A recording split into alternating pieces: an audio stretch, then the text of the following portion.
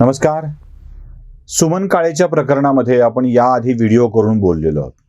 सुमन काळेचा विषय सगळ्या जगाने पाहिलाय, ऐकलाय, अनुभवलाय. राजकारणी मंडळी एखाद्या विषयामध्ये एखाद्याची खुन्नस काढतात आणि ते विसरूनही जातात.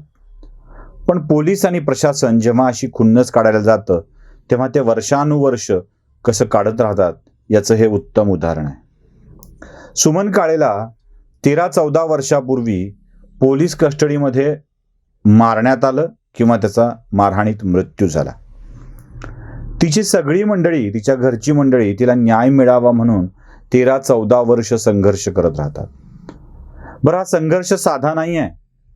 ज्या जमातीवर गुन्हेगारीचा शिक्का बसलाय त्या जमातीतून असा संघर्ष करणं खूप अवघड काम आहे. ज्या समाजाला समाज मान्यता मिळत नाही ना, त्यांनी आपल्या हक्कासाठी उभं राहणं किती कठीण असतं याचं हे उत्तम उदाहरण आहे. आणखी काही अशी अनेक उदाहरणं आहेत जी मला सांगायची आहेत.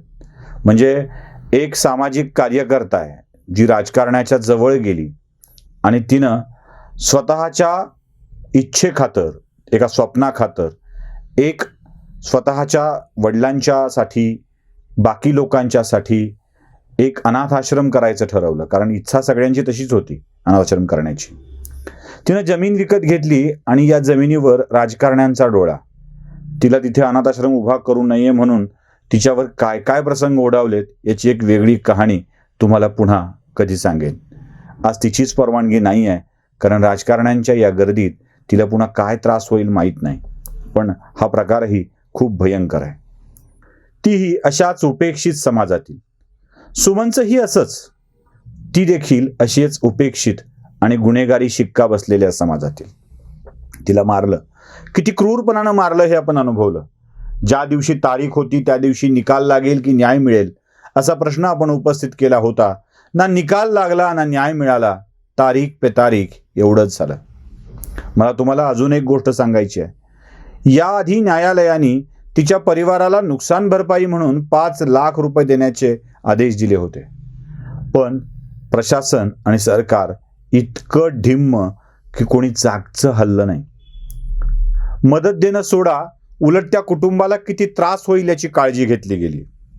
चित्रा वाघ सांगतात की या सगळ्या प्रकारामध्ये सध्या LCBत कार्यरत असलेला आणि त्या 7 पोलिसांच्या मधला एक असलेला सुनील चव्हाण नावाच्या व्यक्तीने तिच्या परिवाराला सरळ सरळ धमकी दिली. तिच्यासोबत जे केलं ना तेच तुमच्यासोबत करू. नीट राहा, तक्रार करू नका, या प्रकरण सोडून द्या. सुमनच्या 4ही मुलांच्या विरोधामध्ये आज पोलिसांनी गुन्हे दाखल केलेत. कसं आहे, पारध्यांच्या पोरांवरती गुन्हे दाखल केल्यावर कोणी विचारायला येत नाही. तो खरंच गुन्हेगार आहे की नाही असा प्रश्न सुद्धा कोणी विचारत नाही. पारधी म्हणजे असलाच पाहिजे असा समज आपल्या प्रत्येकाने करून घेतलाय. पण नेमकं सुमनच्या लेकरांवरती, सगळ्या लेकरांवरती गुन्हे दाखल कशी होतात हा प्रश्न देखील खूपच महत्त्वाचा आहे. या सगळ्यामध्ये एक गोष्ट सकारात्मक घडली आहे. त्यासाठी चित्रा वाघांचे आभार मानायला हवेत. त्यांनी या प्रकाराला खूपच लावून धरलं. त्यांनी या विषयामध्ये लोकांच्या भेटीगाठी घेतल्या, अगदी गृहमंत्र्यांच्या भेटीगाठी घेतल्या आणि त्यातून सकारात्मक काही घडवलं. आता तुम्ही फोटो पाहताय, चित्रा वाघ त्या कुटुंबाच्या समवेत आहेत. त्या कुटुंबाला 5 लाख रुपयांचा निधी घेऊन गेल्यात, तोही सरकारी मदतीचा. DDद्वारे हा निधी त्या कुटुंबाला मिळालेला आहे. किमान पक्षी त्या कुटुंबाला सावरण्यासाठी, उभं राहण्यासाठी एक मोठी मदत होणार आहे. जेव्हा अशा स्वरूपाची सरकारी मदत मिळते तेव्हा त्याच पैशासाठी पुन्हा एकदा गुन्हेगारी जगताकडे वळायची गरज पडत नाही. सुमनच्या परिवाराचे अतोनात हाल झालेत. त्यांना त्यांच्याच समाजातून पोलिसांची खबरी असल्यामुळे देखील त्रास सहन करावा लागलाय. पोलिसांनी तिचा जीव घेतलाय आणि कुटुंबापासून लांब ठेवण्याचा प्रयत्न केलाय. अगदी उघड्या बोगड्या मारणावर तिने एका झाडाखाली त्याच्या परिवारानं घर करायचा प्रयत्न केल्यावर ते झाड देखील कापून टाकण्याचा त्याचा दृष्टपणा घडलेला आहे. आज ते कुटुंब कसं बसं जगतंय. त्यातल्या मुली शिकायला लागल्यात, काही आता कॉलेजला जात आहेत, पोरं शाळेत जात आहेत आणि त्यांना या पैशाची खरोखर खूप गरज होती.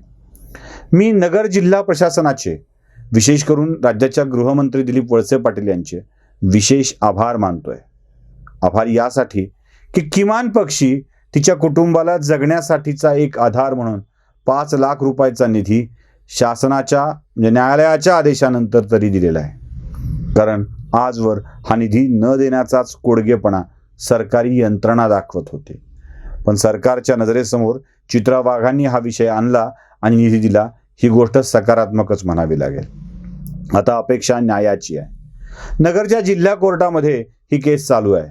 तारीख पे तारीखचा सिलसिला संपेल आणि कधीतरी या खटल्याचा निवाडा होईल, न्याय होईल असं अपेक्षित धरायला हरकत नाही आहे. चित्रा वाघ या सगळ्या प्रकरणात काय म्हणतात ते देखील ऐका. आणि इथेच मी हा विषय थांबवतोय.